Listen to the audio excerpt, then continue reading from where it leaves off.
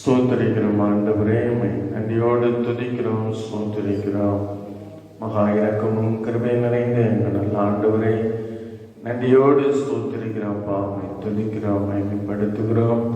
இந்த கொரோனாவினுடைய பயங்கர தாக்கங்கள் இருக்கிற இந்த நாட்களில் சபை கூடி ஆராதிக்க முடியாத ஒரு நிர்பந்த இந்த சூழ்நிலையிலும் ஆண்டவரே, ஆன்லைன் வழியாக தேவ பிள்ளைகளோடு ஆண்டவரே இணைந்து தேவனை மகிமைப்படுத்தும்படியாக ஆண்டவரே உம்முடைய சமூகத்தில் உம்முடைய நாமத்தில் ஆண்டவரே கடந்து வருகிறோம், ஸ்தோத்திரிக்கிறோம். இந்த ஆண்டவரே, இந்த பகுதியை பரிசுத்த ஆவியானவர் பொறுப்பேற்றுக் கொள்ளும். நடக்கிற எல்லா பகுதியிலும் ஆண்டவருடைய பிரசன்னம் எங்கள் மத்தியிலே வெளிப்பட ஜெபிக்கிறோம். இந்த ஆண்டவரே ஆமென் இணையதளத்தில் ஆண்டவரே இதை ஆண்டவரே பார்க்கிற இதிலே பங்கு கொள்ளுகிற எல்லா தெய்வ பிள்ளைகளுக்குள்ளும் தெய்வ பிரசன்னம் வெளிப்பட நம்முடைய பாதத்தில் ஒப்பு கொடுக்கிறோம். நீ மகிமைப்படும் தொடர்ந்துள்ள வேலைகளையும் பரிசுத்த ஆவியானவர் பொறுப்பேற்றுக் கொள்ளும். ஆசீர்வதியும் இயேசு கிறிஸ்துவின் நாமத்தில் பிதாவே, ஆமென். ஆண்டவர் மகிமைப்படுத்துவோமா? ஹல்லேலூயா. ஜீசஸ். இந்த ஓய்வு நாளிலே நாம் தேவனை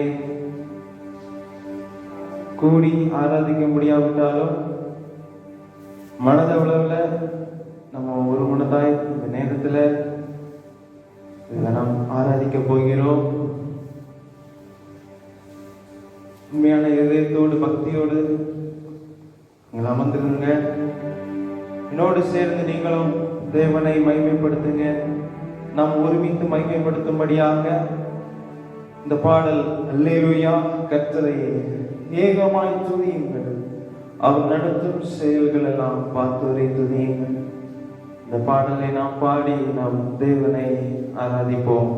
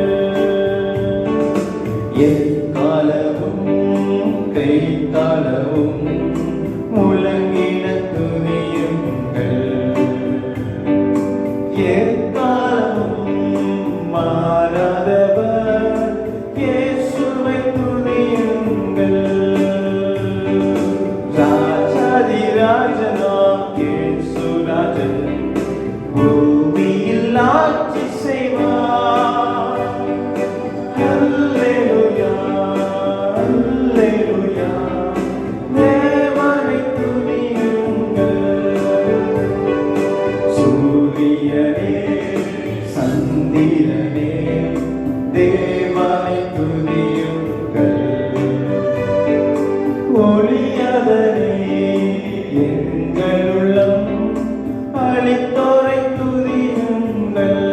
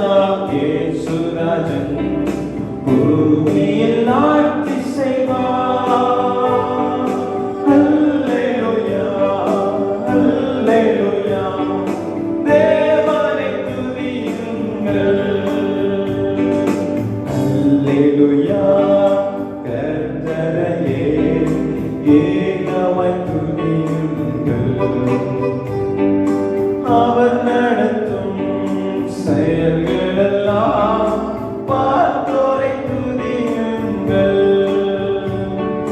வல்லமையாய் கிரியை செய்யும் வல்லோரை துதியுங்கள். எல்லோரையும் ஏற்றுக்கொள்ளும் இயேசுவை துதியுங்கள். ராஜாதி ராஜனாம் இயேசு ராஜன் பூமியில் ஆட்சி செய்வார். அல்லேலூயா, அல்லேலூயா, தேவனை துதியுங்கள். அல்லேலூயா, அல்லேலூயா, தேவனை துதியுங்கள்.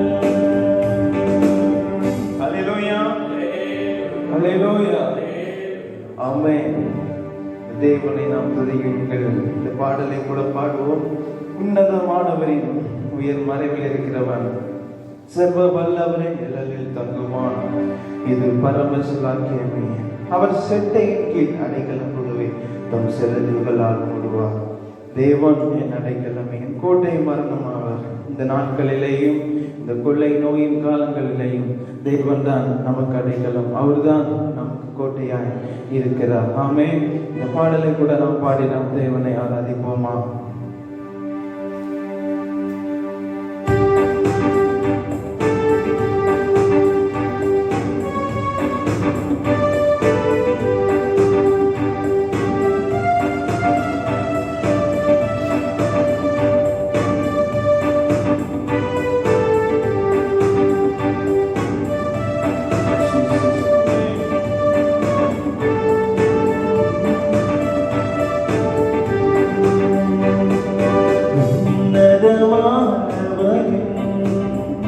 உயர் மறைவில் இருக்கிறவன், சர்வவல்லவர் நிழலில் தங்குவான். இது பரமசிலாக்கியமே. சர்வவல்லவரின் நிழலில் தங்குவான். இது பரமசிலாக்கியமே. அவர் சேற்றையின் கீழ் அடைக்கலம் புகவே தம் சிறகுகளால் மூடுவார். அவர் சேற்றையின் கீழ் அடைக்கலம் புகவே தம் சிறகுகளால் மூடுவார். தேவனின் அடைக்கலமே, என் கோட்டையும் மரணமாக. அவர் சத்தியம் பரிசையும் கேடகமா, என் நம்பிக்கையும் அவரே. அவர் சத்தியம் பரிசையும் கேடகமா, என் நம்பிக்கையும் அவரே. அவர் சேத்தையின் கீழ் அடைக்கலம் புகவே தம் சிறகுகளால் மூடுவார். அவர் சேத்தையின் கீழ் அடைக்கலம் புகவே தம் சிறகுகளால் மூடுவார். இரவின் பயங்கரத்திற்கும் பகலில் பறக்கும் அம்புக்கும், இருளில் நடமாடும் கொள்ளை நோய்க்கும் நான் பயப்படவே மாட்டேன். இருளில் நடமாடும் கொள்ளை நோய்க்கும் நான் பயப்படவே மாட்டேன். அவர் சேட்டையின் கீழ் அடைக்கலம் புகவே தம் சிறகுகளால் மூடுவார். அவர் சேட்டையின் கீழ் அடைக்கலம் புகவே தம் சிறகுகளால் மூடுவார். 1000 10,000 பிறரும் பக்கம் விழுந்தாலும் அது ஒரு காலத்தும் உன்னை அணுகிடாதே. தேவன் தாபகமே, அது ஒரு காலத்தும் உன்னை அணுகிடாதே. தேவன் தாபகமே. அவர் சேட்டையின் கீழ் அடைக்கலம் புகவே தம் சிறகுகளால் மூடுவார்.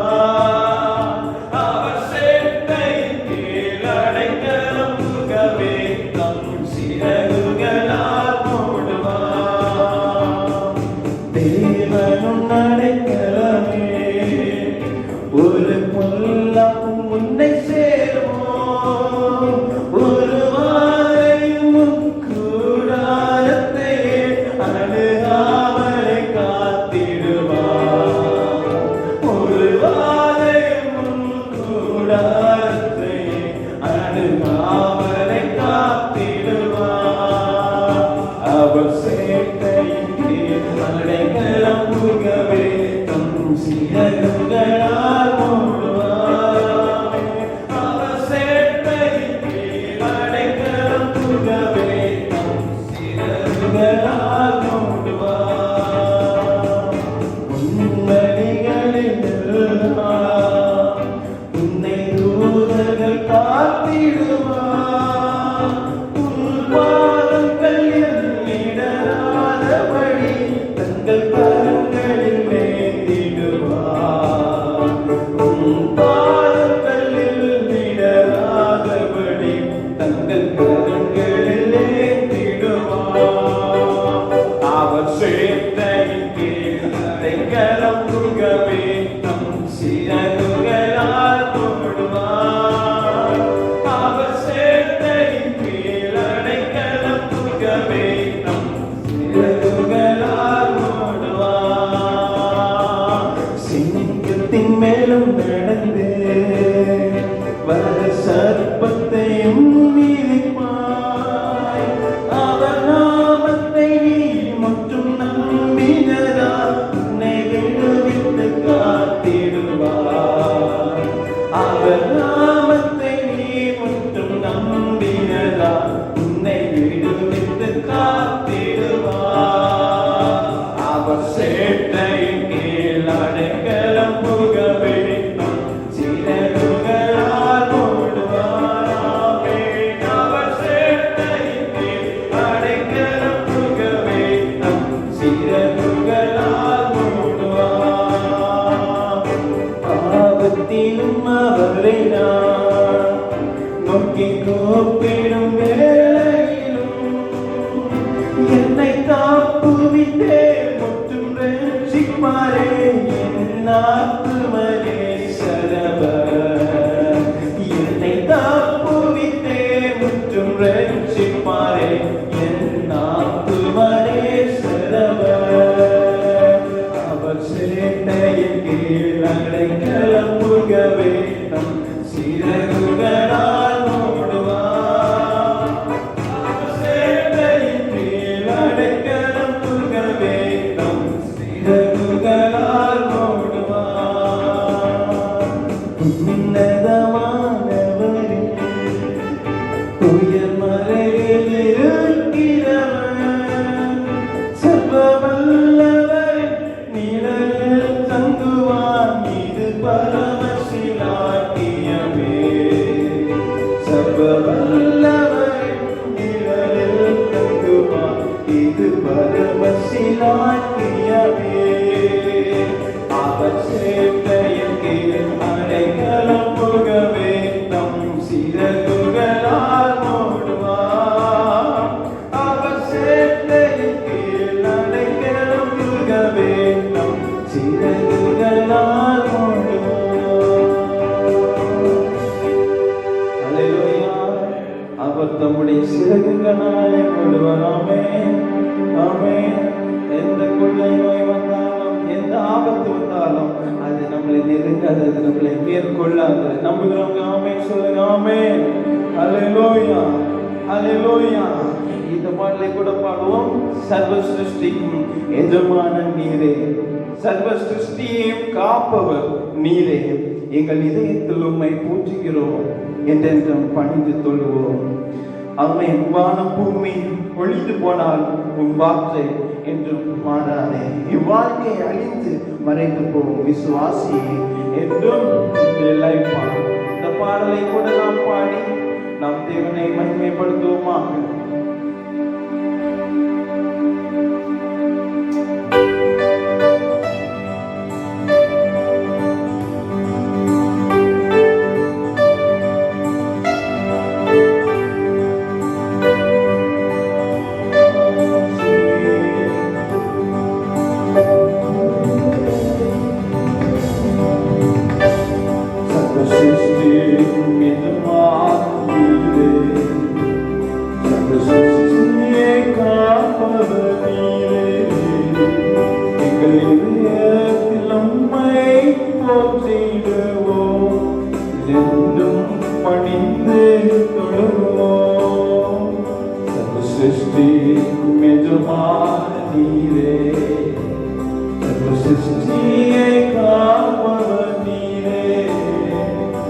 எங்கள் இதயத்தில் உம்மை போற்றிடுவோம், இதென்றும் பணிந்து கொள்வோம்.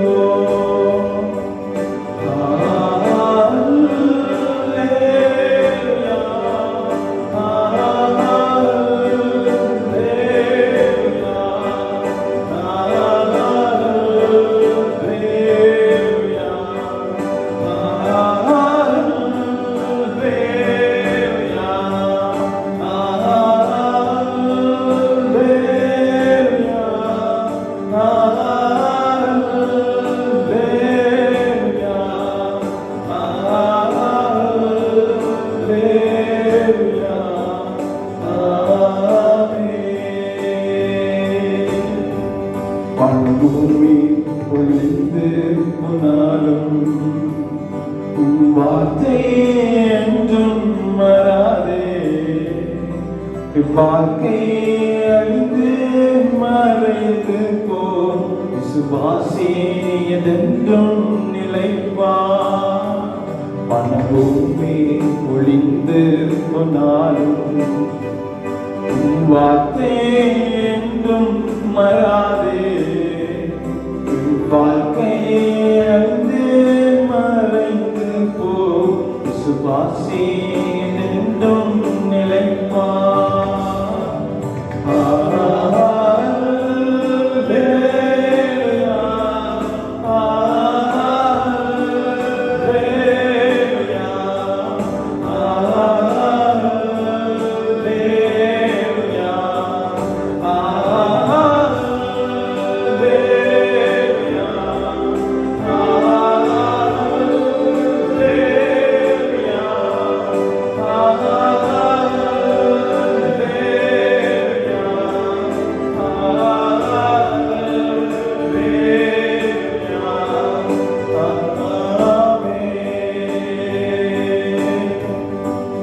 கரத்தில் கிரீகள் நாங்கள் கிருபை எங்கள் மேல் ஊற்றுவீரே.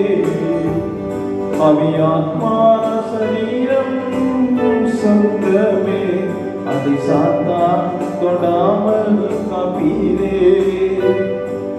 கரத்தில் கிரீகள் நாங்கள் கிருபை எங்கள் மேல் ஊற்றுவீரே. ஆவியாத்மா சரீரம் உம் சொந்தமே, அதை சாத்தா தொடாமல் காப்பீரே.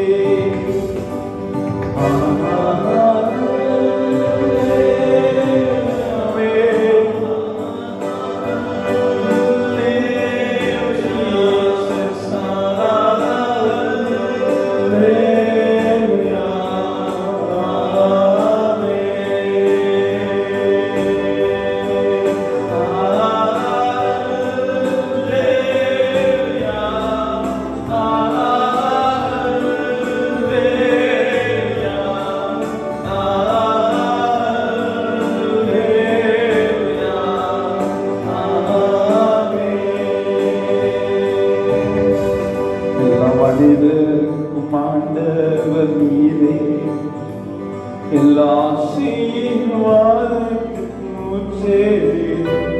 எங்கள் இதயத்தை உம்மிடம் படைக்கின்றோம், எங்குகின்றோம் ஆசீர்வதிப்பே.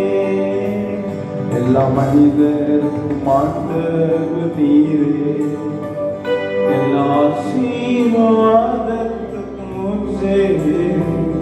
எங்கள் இதயத்தை உம்மிடம் படைக்கின்றோமே, எங்குகின்றோம் ஆசீர்வதிப்பே.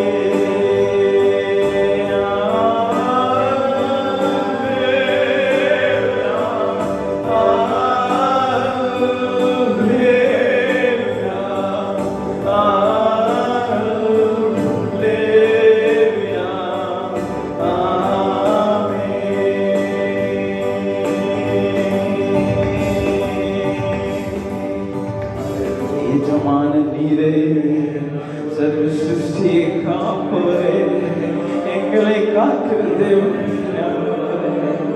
அப்பா, எவ்வளோ மனிதர்கள் இன்னைக்கு ரோட்லையும், இன்னைக்கு தெருக்குள்ளையும், இன்னைக்கு ரோட்லையும் பார்க்க முடியாத அவ்வளோ நதிகள் இன்னைக்கு என்னெல்லாமோ நடந்துட்டு ஆண்டவரே, இந்த சிருஷ்டிக்கு எல்லாம் எச்சமானே எங்கள் தேசத்துல ஒரு சேபத்தை கொண்டு வாங்கப்பா. எங்கள் தேசத்துல ஒரு மாற்றம் வரணும் ஆண்டவரே. ஜனங்கள் மாண்டு போகிறாங்களப்பா, ஜனங்கள் மடிந்து போறாங்க ஆண்டவரே. அப்பா ஆண்டவரே, எங்களுக்கு இறக்கம் செய்யுங்கப்பா. இது எதனால் உண்டானது என்று தெரியவில்லை ஆண்டவரே. இது மனிதர்களால் உண்டான பயங்கரம் என்று சொல்லப்பட்டிருக்கிற ஆண்டவரே. மனிதனால் படைக்கப்பட்ட கொடூரமாய் இருக்கிறது ஆண்டவரே. அப்பா, தேசத்திற்கு விரோதமாய் தேசம் எழுப்பிக் கொண்டிருக்கிறது ஆண்டவரே. ஜனத்திற்கு விரோதமாய் ஜனம் எழுப்பிக் கொண்டிருக்கிறது ஆண்டவரே. ஆண்டவரே, எது இதற்கு காரணமாய் இருக்கிறதோ, எதிர்க்கு தடையாய் இருக்கிறதோ, எதிர்க்கு காரணமாய் இருக்கிறதோ, இந்த இயேசுவின் நாமத்தினால சர்ப்பத்தின் ஆவிகள் இயேசுவின் நாமத்தினாலே நிர்மூலமாய் போவதாக ஆண்டவரே. ஜனங்களை அழிக்கின்ற ஆண்டவரே, ஜனங்களை ஆண்டவரே கூட்டம் கூட்டமாய் நரகத்திற்கு தள்ளுகின்றதான ஆவிகள் இயேசுவின் நாமத்தினால் நிர்மூலமாய் போவதாக. சாத்தானுக்கு தொடுவதற்கு அதிகாரம் இல்லை ஆண்டவர். இயேசு வெற்றி சிறந்தீரே ஆண்டவரே. ஒரு ஆத்மா கூட நரகத்திற்கு போய்விடக் கூடாது ஆண்டவரே. எங்கள் தேசங்கள் பாதுகாக்கப்படணும் இயேசுப்பா. எங்கள் இந்தியா தேசம் பாதுகாக்கப்பட வேண்டும், பட்டணங்கள் பாதுகாக்கப்பட வேண்டும். ஒவ்வொரு ஆத்மாவும் ஏகப்பட்டது ஆண்டவர். நீங்க அப்பா ஏத்தப்பா நாங்க கேட்க முடியும். எங்களுக்கு எல்லாமே நீங்க தான் ஆண்டவரே. எங்களுக்கு எல்லாமே நீங்க தான் ஐயா ஆண்டவரே.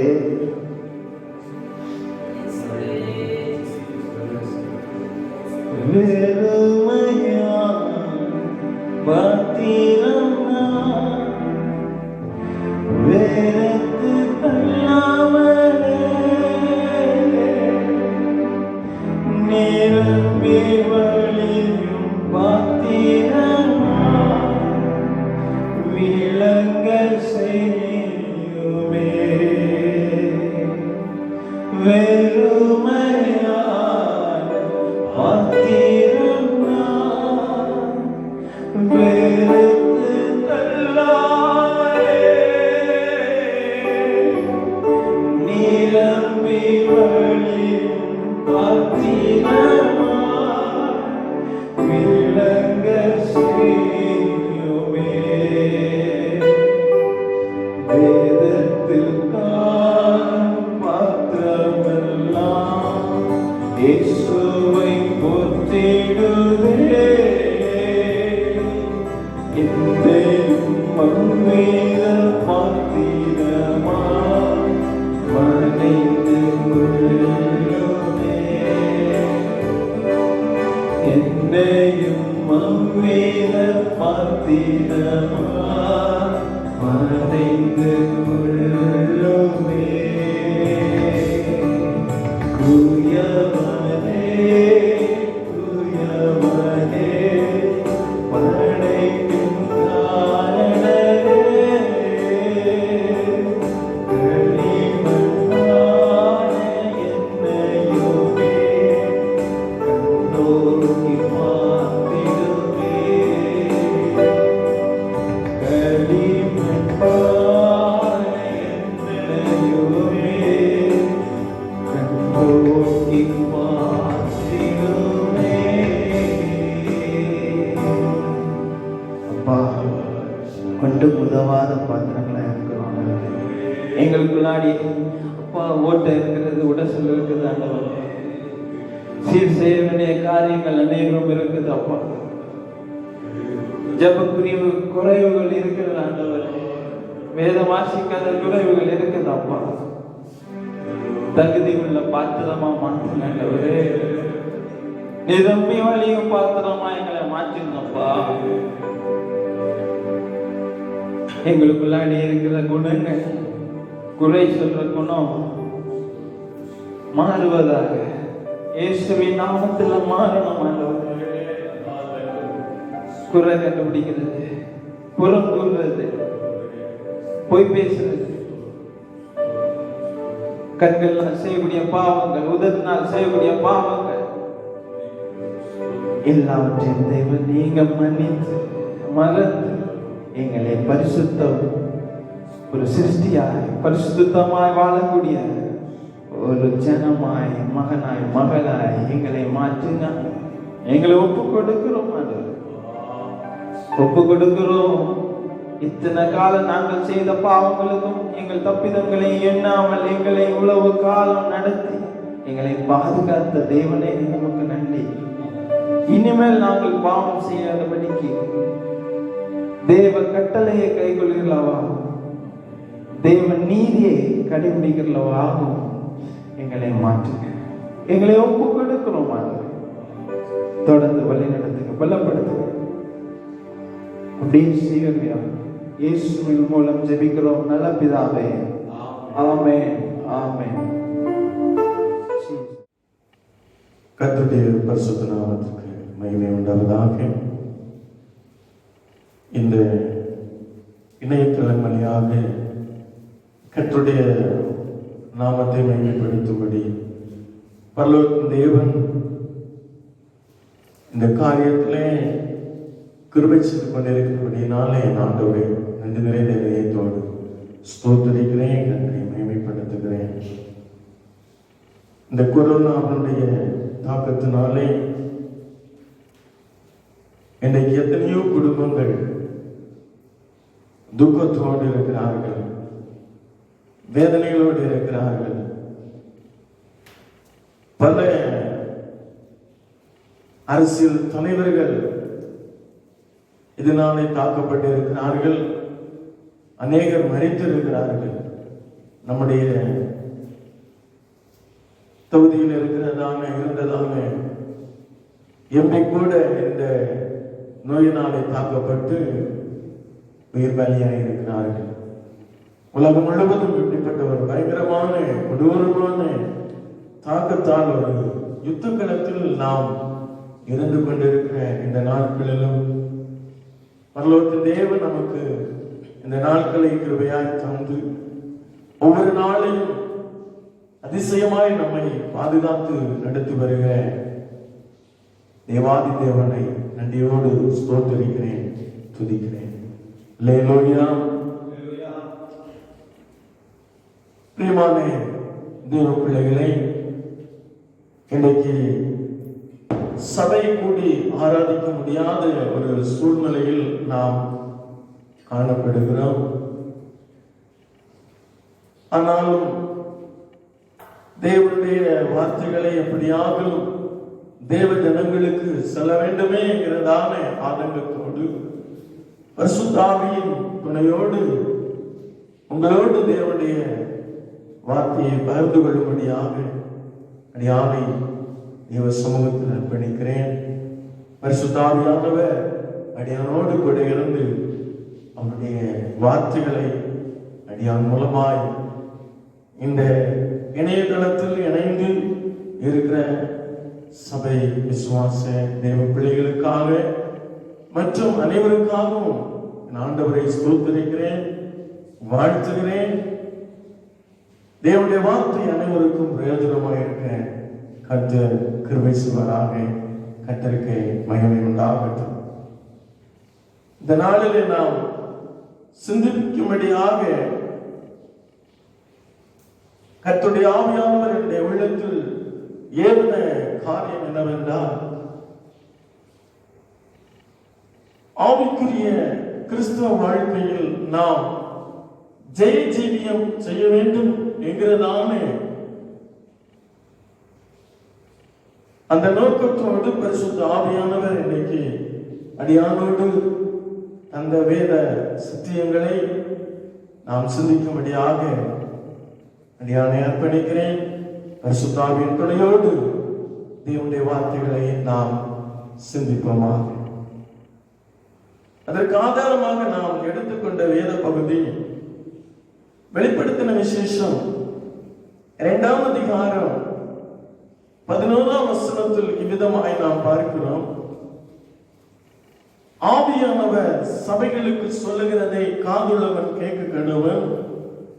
ஜெயம் கொள்ளுகிறவன் 2ஆம் மரணத்தினால் சேதப்படுவது இல்லை என்று எழுது என்று சொல்லி நாம் பார்க்கிறோம். ஜெயம் கொள்ளுகிறவன் 2ஆம் மரணத்தினால் சேதப்படுவது இல்லை என்று. ஆம்,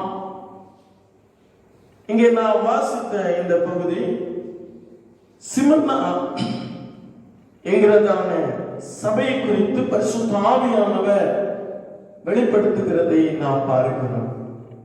அப்போஸ்தலனாகிய யோவான் பத்மதீவில் நாடு கடத்தப்பட்ட அந்த இடத்தில் கர்த்தருடைய நாளில் ஆவிக்குள் ஆனான். அந்த நேரத்தில் நடக்க போகிற காரியங்களை குறித்து தேவாவியானவர் யோவானுக்கு வெளிப்படுத்தின காரியம்தான் வெளிப்படுத்தின விசேஷம் என்று நாம் பார்க்கிறோம். அவ்விதமாய் வெளிப்படுத்தின அந்த பகுதியில் முதல் பகுதியாக ஆசியாவில் இருக்கிறதான, ஆசியா கண்டமுள்ள சின்ன ஆசியா என்று சொல்லுகிறதான பகுதியில் இருக்கிற 7 திருச்சபைகளை குறித்து வெளிப்படுத்துகிற காரியத்தை நாம் வெளிப்படுத்தின விசேஷம் 2ஆம் அதிகாரம் 3ஆம் அதிகாரங்களிலே பார்க்கிறோம். அவ்விதமாய் இந்த சபைகளில் 2வது சபையாக சொல்லப்பட்ட சிமர்னா சபை குறித்து இங்கே சொல்லப்பட்டிருக்கிற காரியத்தை தான் நாம் பார்க்கிறோம். ஜெயம் கொள்ளுகிறவன் 2ஆம் மரணத்தினால் சேதப்படுவது இல்லை என்று சொல்லி 2ஆம் மரணம் என்று சொல்லப்பட்டிருக்கிற வார்த்தை நாம் இங்கே பார்க்கிறோம். ஜெயம் கொள்ளுகிறவன் என்று பார்க்கிறோம். ஜெயம் கொள்ளுகிறவனுக்கு 2ஆம் மரணத்தினால் சேதப்படுவது இல்லை என்று நாம் பார்க்கிறோம். இந்த 7 சபைகளை குறித்தும் நாம் பார்க்கும்போது ஒவ்வொரு சபைகளை குறித்தும் சொல்லப்பட்டிருக்கிற காரியங்களை நாம் பார்க்கும்போது முதலாவது எபேசு சபை குறித்து சொல்லப்பட்டிருக்கிறது. 2ஆம் அதிகாரம் 7ஆம் வசனத்தில் பார்க்கும்போது தேவனுடைய ஜெயம் கொள்ளுகிறவன் எவனோ அவனுக்கு தேவனுடைய பரதீசின் மத்தியில் இருக்கிற ஜீவ விருட்சத்தின் கனியை புசிக்க கொடுப்பேன் என்றெழுது என்று பார்க்கிறோம். 2வது சபையாகத்தான் சிமர்னா சபை குறித்து நாம் இங்கே வாசிக்க சிந்திக்க வைக்கக்கூடிய தேவ வார்த்தையாக நாம் பார்க்கிறோம். ஜெயம் கொள்ளுகிறவன் 2ஆம் மரணத்தினால் சேதப்படுவது இல்லை என்று. 3வது சபையை குறித்து பார்க்கும்போது சிமர்னா சபையை குறித்து ஆவியானவர் சொல்லுகிறதை நாம் பார்க்கும்போது 17ஆம் வசனத்தில் சொல்லப்பட்டிருக்கிறது, ஜெயம் கொள்ளுகிறவனுக்கு நான் மறைவான மன்னாவை புசிக்க கொடுத்து என்று சொல்லி பார்க்கிறோம். அவனுக்கு வெண்மையான குறிக்கொள்ளையும் அவனுக்கு கொடுப்பேன் என்று எழுது என்று சொல்லி பார்க்கிறோம். 4வது சபையாக நாம் பார்க்கும்போது தியத்தீரா சபை குறித்து சொல்லப்பட்டிருக்கிறதை நாம் பார்க்கிறோம். தியத்தீரா சபை குறித்து சொல்லும்போது அங்கே சொல்லப்பட்டிருக்கிற காரியங்களிலே ஆண்டவர் 26ஆம் வசனத்திலே சொல்லி இருக்கிறார், ஜெயம் கொண்டு முடிவரையும் என் கிரீடங்களை கை கொண்டு என் கிரியை கை கொண்டு இருக்கிற எவனோ அவனுக்கு நான் என் பிதாவின் இடத்தில் அதிகாரம் பெற்றதை போல ஜாதிகள் மேல் அதிகாரம் கொடுப்பேன் என்று சொல்லி நாம் பார்க்கிறோம். அவ்விதமாய் 5வது சபையாக நாம் பார்க்கும்போது சர்தை சபை குறித்து சொல்லப்பட்டிருக்கிறது. வெளிப்படுத்தின விசேஷம் 3ஆம் அதிகாரம் 5ஆம் வசனத்தில் ஜெயம் கொள்கிறவனோ அவனுக்கு வெண்வஸ்திரத்தை தரிப்பிக்கப்பட்டு ஜீவ புஸ்தகத்திலிருந்து அவருடைய நாமம் தேயினால் கிறுக்கி போடாமல் என் பிதாவுக்கு முன்பாகவும் அவருடைய தூதர்களுக்கு முன்பாகவும் பிலதெல்பியா சபை குறித்து நாம் பார்க்கும்போது 12வது வசனத்தில் நாம் பார்க்கிறோம், ஜெயம் கொள்ளுகிறவன் எவனோ அவனை தேவனுடைய ஆலயத்திலே தூணாக்குவேன் என்று நாம் பார்க்கிறோம். கடைசியாக 7வது சபை குறித்து நாம் பார்க்கும்போது 20ஆம் வசனத்திலே நாம் வாசிக்கும் போது 21ஆம் வசனத்திலே நான் ஜெயம் கொண்டு என் பிதாவின் வீட்டினுடைய சிங்காசனத்திலே அவரோடு கூட உட்கார்ந்து இருக்கிறதை போல ஜெயம் கொள்ளுகிறவன் அவனும் என்னுடைய சிங்காசனத்தில் என்னோட கூட உட்கார்ந்திருக்கும்படி அருள் செய்வேன் என்று 7 சபைகளை குறித்தும் ஜெயிக்கிற சபைகளுக்கு கொடுக்கிறதான பலன்களை குறித்து சொல்லப்பட்டிருக்கிறதை நாம் இந்த வெளிப்படுத்தின விசேஷம் 2ஆம் அதிகாரம் 3ஆம் அதிகாரங்களிலே பார்க்கிறோம். என கருமையான தேவ பிள்ளைகளே, கிறிஸ்தவ ஒரு வாழ்க்கை தான் கிறிஸ்தவ வாழ்க்கை. ஏனென்றால் நாம் கிறிஸ்தவ வாழ்க்கை கிறிஸ்தவமாய் வாழ்கிறது லகுவாய் இருக்கிறது. கிறிஸ்துவுக்காக நாம் வாழ்வது கடினமான காரியம். அந்த கடினமான காரியத்தில் தான் நாம் ஜெயிக்க வேண்டும் என்பது பரிசுத்த ஆவியானுடைய சித்தமாய் இருக்கிறது, தேவனுடைய சித்தமாய் இருக்கிறது. நாம் இந்த கடைசி நாட்களில் இருக்கிறோம்.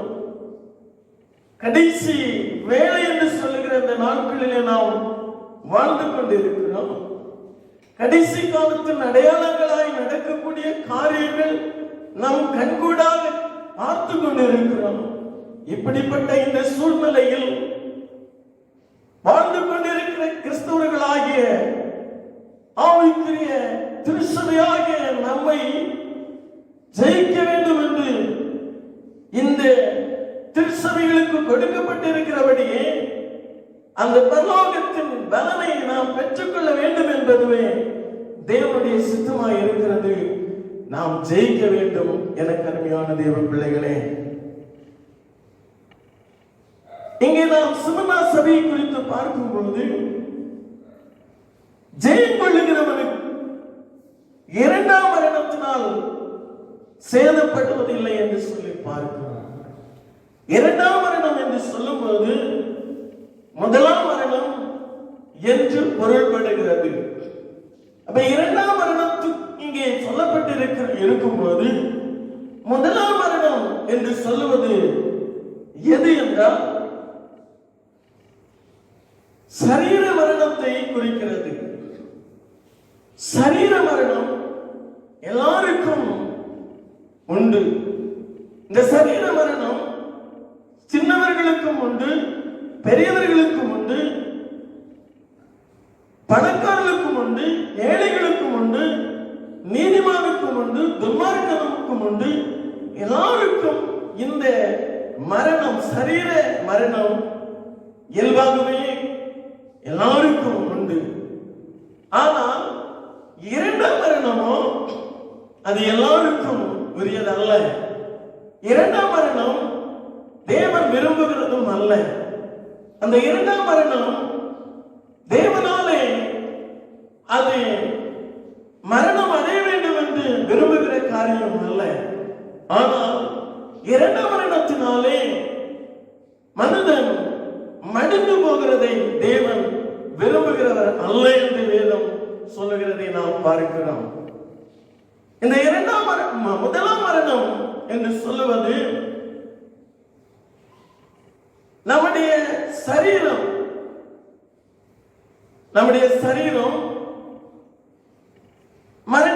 மரணத்தை அடைகிறது. இப்பொழுது கொரோனா அதனாலே லட்சக்கணக்கான மக்கள் மரித்துக் கொண்டிருக்கிறார்கள். மட்டுமல்ல, இன்றைக்கு நாம் பார்க்கும்போது பலவிதமான நோய்களினால் தாக்கப்பட்டும் மரித்துக் கொண்டிருக்கிறவர்கள் இருக்கிறார்கள். கொரோனா என ஒரு யுத்த களம் போன்ற ஒரு சூழ்நிலையில் இருக்கிறது. இது யுத்தம் நேரிடும் போது எப்படி தங்களை மறைத்துக் கொள்ளுகிறார்களோ அதே போலதான் நாம் இப்பொழுது இருக்கிற அந்த சூழ்நிலையில் நாம் எல்லோரும் வீடுகளிலே ஒளிந்து மறைந்து கொள்ளக்கூடிய ஒரு சூழ்நிலையில நாம் இருந்து கொண்டிருக்கிறோம். ஏனென்றால் இந்த கொள்ளை நோயினாலே அநேகர் மரித்துக் கொண்டிருக்கிறார்கள். அநேகர் இன்றைக்கு அதனாலே தாக்கப்பட்டு எத்தனையோ குடும்பங்கள் துக்கத்தோடு இருந்து கொண்டிருக்கிறார்கள். இது சரீர மரணம். ஒருவேளை இந்த மரணம் இந்த கொரோனாவினாலே தாக்கப்பட்ட அநேக தேவ ஊழியர்களும் மரித்திருக்கிறார்கள். பரிசுத்தவான்கள் அநேகர் மரித்திருக்கிறார்கள். பெரிய பெரிய அதிபர்கள் மரித்திருக்கிறார்கள். அரசாங்க அதிகாரத்துறையில் இருந்தவர்கள் மரித்திருக்கிறார்கள். அரசியலில் இருந்தவர்கள் மரித்திருக்கிறார்கள். அவ்விதமாய் இந்த கொரோனா பயங்கரமாக தாக்கங்கள் அடைந்து அநேகர் மரித்துக் கொண்டிருக்கிறார்கள். இது இந்த நோயினாலே தான் மரிக்க வேண்டும் என்று இல்லை. பலவிதமான விதங்களிலே மரணம் என்று சொல்லுகிறது எல்லா மனிதர்களுக்கும் இயல்பாய் ஆண்டவர் நியமித்த ஒன்றாயிருக்கிறது. ஒரு தரம் மரிப்பதும் பின்பு நியாய தீர்ப்பு அடைவதும் மனுஷனுக்கு நியமிக்கப்பட்டிருக்கிறது என்று வேதம் சொல்லுகிறது. மரணம் என்று சொல்லுவது முதலாவது சரீர மரணம் எல்லாருக்கும் ஒன்று. ஆனால் இரண்டாவது மரணம் தான் எல்லாருக்கும் யாருக்கும் அது வேண்டும் என்று தேவன் விரும்புகிறவர் அல்ல. ஆனால் அந்த மரணம் யாரை சந்திக்கிறது என்று சொல்லி பார்க்கும்போது வேதத்திலிருந்து அநேக காரியங்களை நாம் கற்றுக்கொள்ள முடியும். அது இன்றைக்கு நமக்கு இந்த நேரம் நமக்கு போதாதபடியினாலே நாம் அந்த பகுதிக்குள்ளாய் கடந்து போகவில்லை. பிரியமான தேவ பிள்ளைகளே, வேதத்திலே நாம் பார்க்கும்போது எசேக்கியேல் தீர்க்கதரிசன புஸ்தகம் 18ஆம் அதிகாரம் 4ஆம் வசனம் சொல்லுகிறது, பாவம் செய்கிற ஆத்துமா சாகும் என்று சொல்லி பார்க்கிறோம். இது இரண்டாம் மரணத்தை குறிக்கிறது.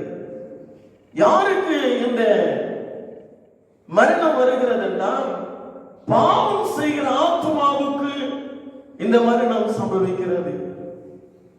ஆத்துமா என்று நாம் பார்க்கும்போது ஆதியாகம புஸ்தகத்தில் 2ஆம் அதிகாரம் நாம் வாசிக்கும் போது 2ஆம் அதிகாரத்தில் இவ்விதமாக நாம் பார்க்கிறோம்.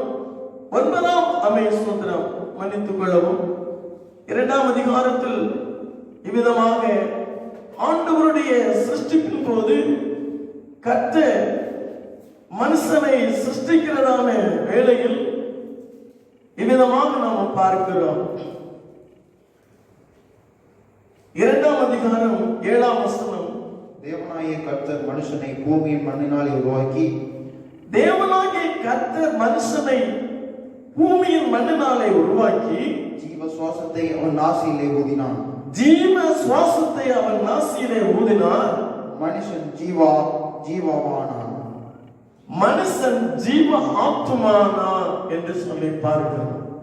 பிரியமான தேவ பிள்ளைகளே, இந்த ஆத்துமா தேவனுடைய சிருஷ்டிப்பின் போதே ஆண்டவர் நமக்கு இயல்பாக தந்திருக்கிற ஒன்றாயிருக்கிறது. மிருகங்கள் இருக்கிறது, ஊரு பிராணிகள் இருக்கிறது, இவைகளுக்கு ஜீவன் இருக்கிறது, ஆனால் ஆத்துமா இல்லை.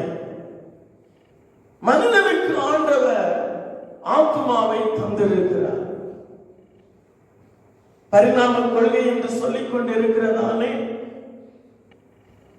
கொள்கையின் அடிப்படையிலே குரங்கிலிருந்து மனிதன் தோன்றினார் என்று மனிதனை குறித்து சொல்லும் போது அந்த குரங்குக்கு ஆத்துமா இல்லை.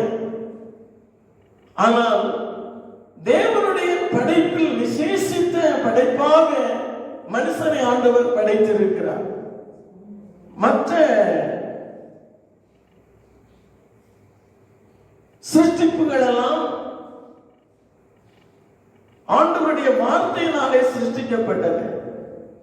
ஆனால் மனுஷனை ஆண்டவர் சிருஷ்டிக்கும் போது பூமியின் மண்ணினாலே அவனை உருவாக்கி அவன் மேல் அவனுடைய நாசியில் தம்முடைய சுவாசத்தை ஊதினார், அவன் ஜீவாத்மானான் என்று சொல்லி பார்க்கிறோம்.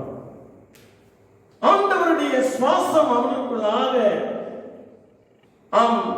கடந்து செல்லும் போது அவன் ஜீவனை பெறுகிறான். அதோடு சேர்ந்து ஆத்மாவும் அவனுக்குள்ளாக காணப்படுகிறது. இவ்விதமாகத்தான் ஆண்டவருடைய படைப்பு மனுஷனுக்குள்ளாக அந்த ஆத்மாவோடு சேர்ந்த படைப்பாய் இருக்கிறது. இதைத்தான் எசேக்கியேல் தீர்க்கதரிசனத்தில் நாம் வாசித்த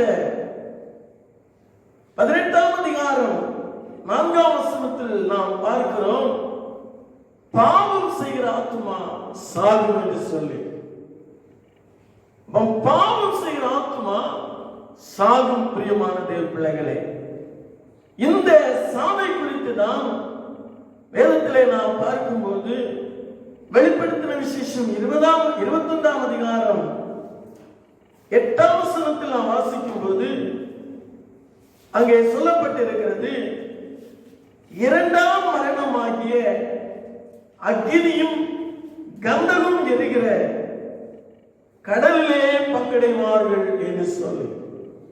இந்த இரண்டாம் மரணம் என்று சொல்லுவது அக்கினியும் கந்தகம் எரிகிற அக்கினி கடல் என்று நாம் வேதத்தில் பார்க்கிறோம். வெளிப்படுத்தின விசேஷம் 21ஆம் அதிகாரம் 7ஆம் வசனம் சொல்லுகிறது, ஜெயம் கொள்ளுகிறவன் என்றென்றைக்கும் சுதந்திரித்துக் கொள்ளுவான், நான் அவன் தேவனாயிருப்பேன், அவன் என் குமாரனாயிருப்பான் என்று சொல்லி. 8ஆம் வசனத்தில் நாம் பார்க்கும்போது பயப்படுகிறவர்கள், அவிசுவாசிகள், அருவருப்பானவர்களும், கொலைபாதகரும், விபச்சாரக்காரரும், சூனியக்காரரும், விக்கிரகாராதனைக்காரரும், பொய்யர் அனைவரும் இரண்டாம் மரணமாகிய அக்கினியும் கந்தகம் எரிகிற கடலிலே பங்கடைவார்கள் என்று சொல்லி பார்க்கிறோம். இதுதான் இரண்டாம் மரணத்தை குறிக்கிறது. பிரியமான தேவ பிள்ளைகளே, அதைத்தான் இங்கே சிமனா சபை குறித்து கர்த்தருடைய ஆவியானவர் சொல்லுகிறார், ஜெயம் கொள்ளுகிறவன் இரண்டாம் மரணத்தினால் சேதப்படுவது இல்லை என்று சொல்லி. நாம் ஜெய ஜீவியம் செய்ய வேண்டும்.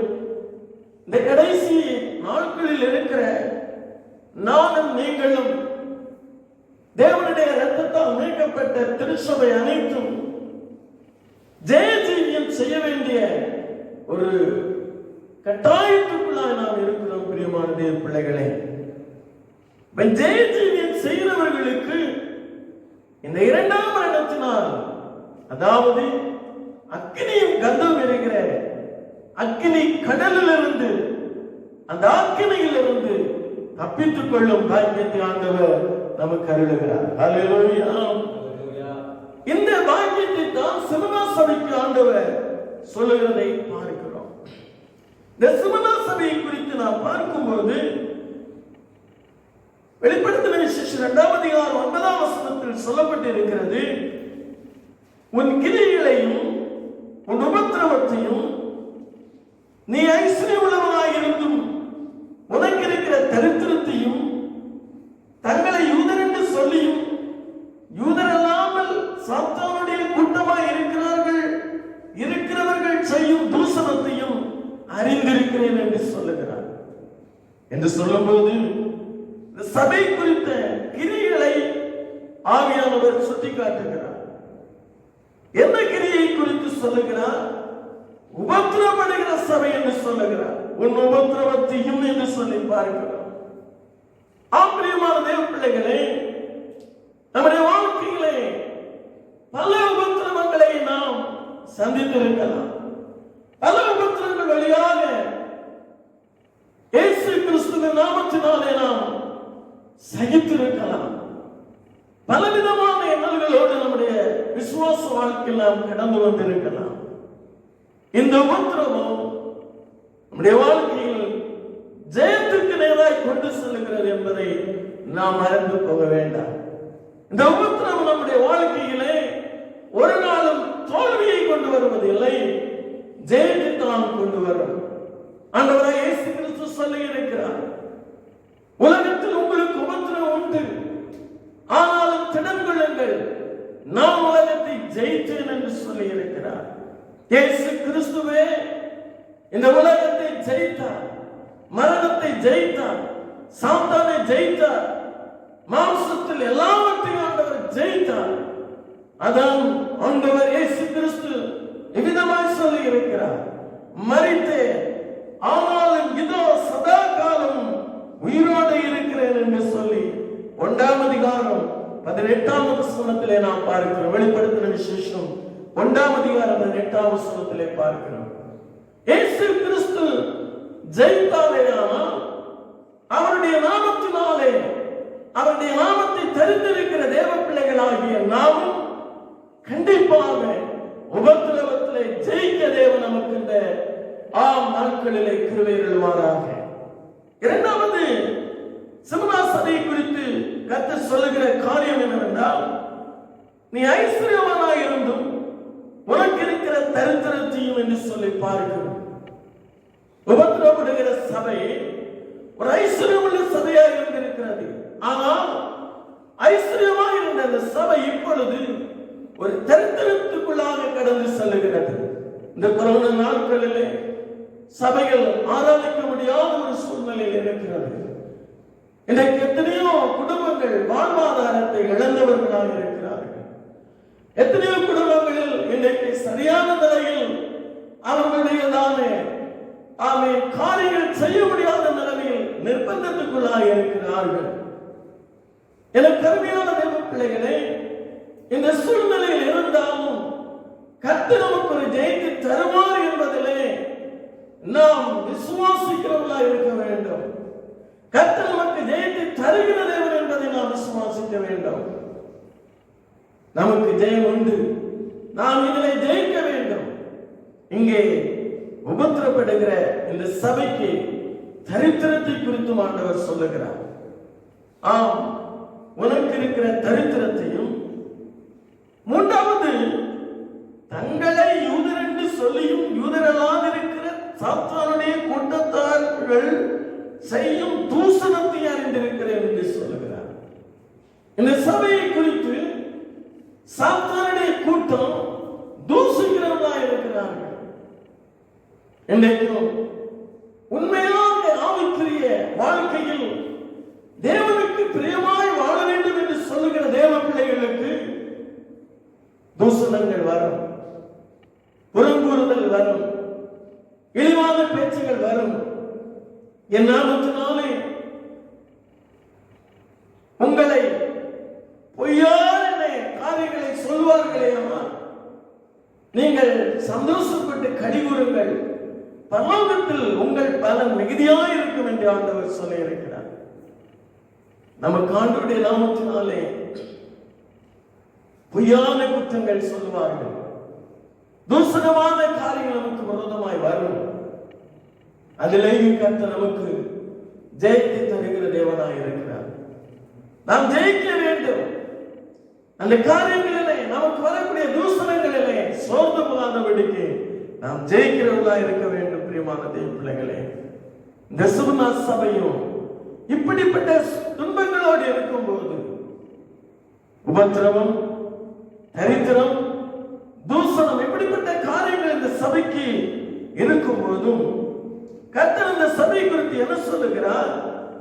10வது வசனம் சொல்லுகிறது, நீ படப்போகிற பாடுகளை குறித்து எவ்வளவேனும் பயப்படாதே, இதோ நீங்கள் சோதிக்கப்படும் பொருட்டாக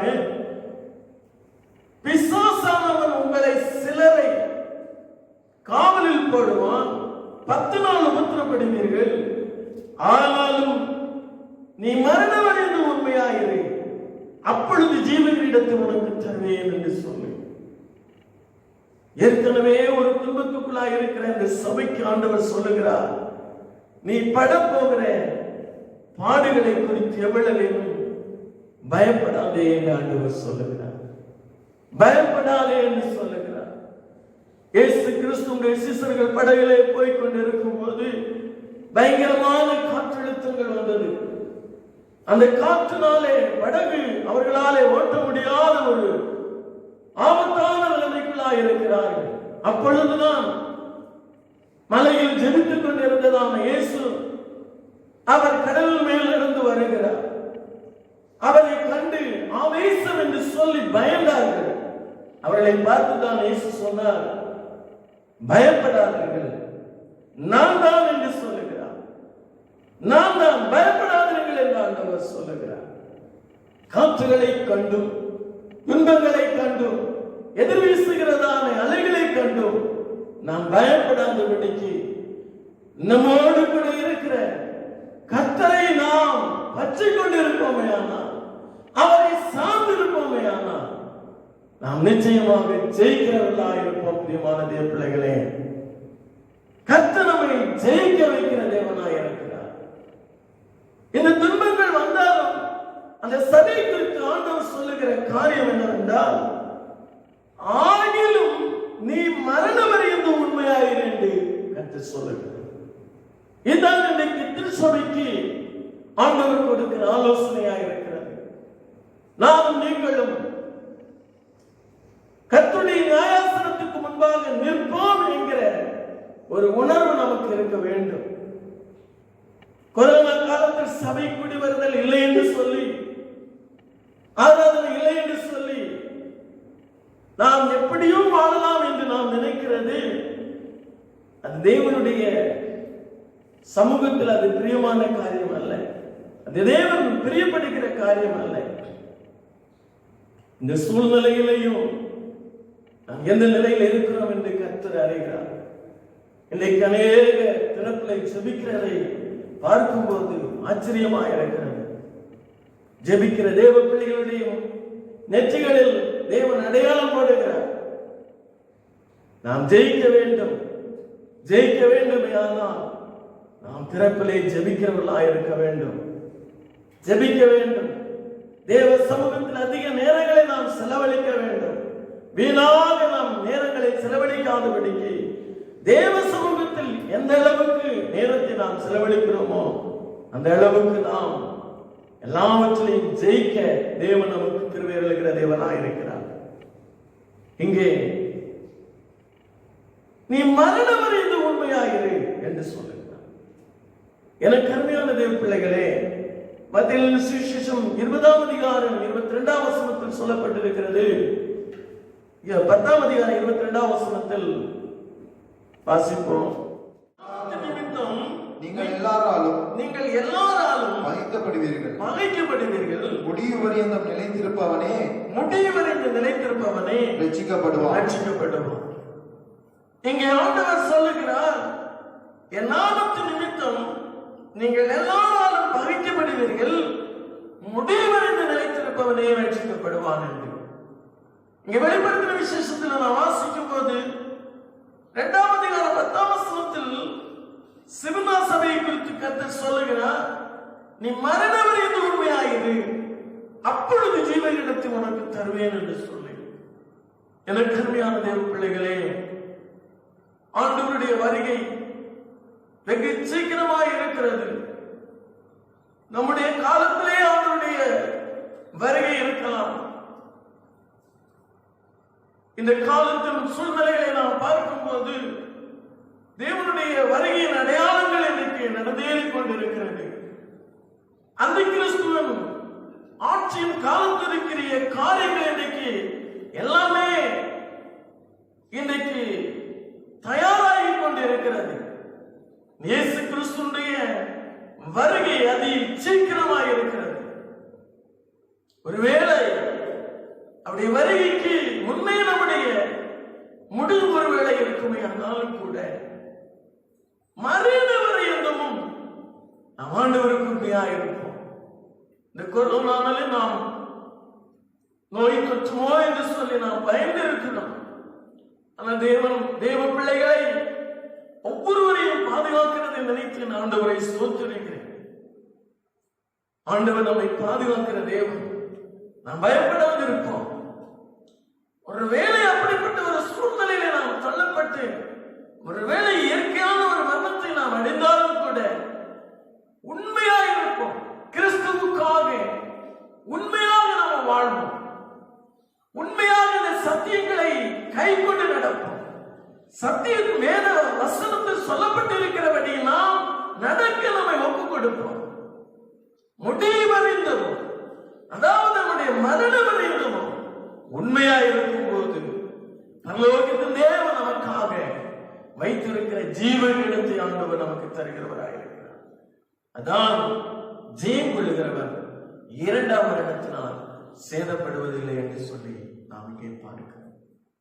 அன்புக்குரிய சபை தேவ பிள்ளைகளை அர்ப்பணிக்கிறவர்களாய் காணப்படும். ஒருவேளை நம்முடைய விசுவாச வாழ்க்கையில் ஏதாவது காரியங்களில் நாம் விழுந்து போன சூழ்நிலையில் இருக்கிறோமோ அந்த இடத்திலிருந்து நாம் எழுப்புவோம். இந்த சிவனா சபை குறித்து ஆண்டவர் சொல்லும் போது குறைகளை சொல்லப்படவில்லை. ஆனால் எபேசு சபை மற்ற சபைகளை குறித்து பார்க்கும் போது நல்ல நல்ல காரியங்கள் அந்த சபையில் இருக்கிறது. ஆனாலும் உன் பேரில் எனக்கு ஒரு குறை உண்டு என்று சொல்லி சில சபைகளை குறித்து ஆண்டவர் எச்சரிக்கிற காரியங்களை நாம் மற்ற சபைகளிலே சொல்லப்பட்டிருக்கிறதை நாம் பார்க்கிறோம். அந்த குறை நீ என்ன நிலையில் விழுந்தாய் என்று சிந்தித்து நீ அதிலிருந்து மனம் திரும்பு. இல்லாவிட்டால் நான் சீக்கிரத்தில் வந்து உன்னிடத்தில் இருந்து உன் விளக்கு தண்டை எடுத்துக் போடுவேன் என்று ஆண்டவர் சொல்லுகிறார். ஆண்டவர் நம்மை நியாய தீர்ப்புக்கு தள்ளாதபடிக்கு மரணம் வரைந்தும் கிறிஸ்துவுக்காக உண்மையாயிருக்க இந்த நாளில் நம்மை அர்ப்பணிப்போம். இந்த வார்த்தை மூலமாய் பரலோகத்தின் தேவன் நம் ஒவ்வொருவருக்கும் ஜெய ஜீவியம் செய்ய, ஆவிக்குரிய வாழ்க்கையில் ஒரு ஜெய ஜீவியம் செய்து அந்த பரலோகத்தின் மகிமையை நாம் சுதந்திரித்துக் கொள்ள, அந்த இரண்டாம் மரணமாகிய அக்கினியும் கந்தம் இருக்கிற அக்கினி கடலிலிருந்து நாம் தப்பித்துக் கொள்ளும்படிக்கு, அந்த இரண்டாம் மரணத்தினாலே அந்த சேதத்தை நாம் அடையாதபடிக்கு பரலோகத்தின் தேவன் நமக்கு வைத்திருக்கிற அந்த நித்திய கிரீடத்தை பெற்றுக்கொள்ள நம்மை அர்ப்பணிப்போம். கர்த்தர் நம்மை ஆசீர்வதிப்பாராக. ஆமென். நாம் ஜெபிப்போம். இருக்கவும் கிருபை நிறைந்த எங்கள் நல்ல ஆண்டவரே, இன்றைக்கு உம்முடைய வேத சத்தியங்களை ஆண்டவரே சிந்திக்கும்படியாக நீர் எங்களுக்கு கிருபை தந்தபடியினாலே உமக்கு ஸ்தோத்திரம். நன்றி தகப்பனே, ஸ்தோத்திரிக்கிறோம். ஆவிக்குரிய கிறிஸ்துவ வாழ்க்கையில் ஜெய ஜெயம் செய்ய வேண்டும் என்கிறதான ஆண்டவரே தேவனுடைய ஆலோசனை நீர் எங்களுக்கு அளித்து தந்த வேத சத்தியங்களுக்காக உமக்கு ஸ்தோத்திரம் ஆண்டவரே. இன்றைக்கு நாங்கள் சிந்திக்கும்படியாய் லோக தேவன் எங்களுக்கு கொடுத்த இந்த வார்த்தைகளுக்காக உமக்கு ஸ்தோத்திரம். ஒரு சிவனா சபை, ஊத்திரப்படுகிற சபை, குறைபட்டிருக்கிற ஒரு தரித்திரத்துக்குள்ளாக தள்ளப்பட்ட ஒரு சபை, நிந்திக்கப்பட்ட சபை, அந்த சபையை குறித்து ஆண்டவர் அம்மையின் படப்போகும் பாடுகளை குறித்து எவ்வளவேனும் பயப்படாதே என்று சொல்லி மரணமடைந்தும் நீ உண்மையாக அப்பொழுது ஜீவனிடத்தை பெற்றுக் கொள்வாய் என்று சொல்லி சிவனா சபைக்கு கொடுத்த ஆலோசனை இன்றைக்கு நாங்களும் சிந்திக்க தேவன் கிருபை தந்தீர். நமக்கு ஸ்தோத்திரம். நாங்கள் ஆண்டவரே மரணம் வரைந்தும் உமக்கு உண்மையாயிருக்க தேவன் எங்களுக்கு கிருபையை தான். இந்த வார்த்தையை கேட்ட எல்லா தேவ பிள்ளைகள் மேலும் தேவ கிருபை. நாங்கள் அனைவரும் கிறிஸ்துவின் வருகையிலே நாங்கள் ஆண்டவரே எடுத்துக் கொள்ளப்படும்படியா இந்த உலக வாழ்க்கையில் ஆண்டவரே அப்பா எங்களுடையதான ஓட்டம் ஜெய ஜீவனம் செய்யத்தக்கதாக எங்களுக்கு கிருபை தான். எங்களை ஒப்புக் கொடுக்கிறோம், தாழ்த்தி அர்ப்பணிக்கிறோம். இயேசு கிறிஸ்துவின் நாமத்தில் ஜெபிக்கிறோம் நல்ல பிதாவே, ஆமென். என் ஆத்மாவே கர்த்தரை ஸ்தோத்திரி, என் முழுமையான பரிசுத்தத்தை ஸ்தோத்திரி. என் ஆத்மாவே கர்த்தரை ஸ்தோத்திரி, அவர் செய்த சகல பாக்கியம் வருவானே. ஆமென். நம்முடைய ஆண்டவராகிய இயேசு கிறிஸ்துவின் கிருபை, பிதாவாகிய தேவனுடைய அன்பும் பரிசுத்த ஆவியானவருடைய ஐக்கியமும் சிநேகமும் பிரசன்னமும் பாதுகாப்பும் நாம் அனைவரோடும் உலகத்தின் சகல பரிசுத்தவான்கள் அனைவரோடும் இயேசு கிறிஸ்துவின் அறிமுகத்திலே இருப்பதாமே. ஆமென். ஆமென். அல்லேலூயா, அல்லேலூயா, அல்லேலூயா.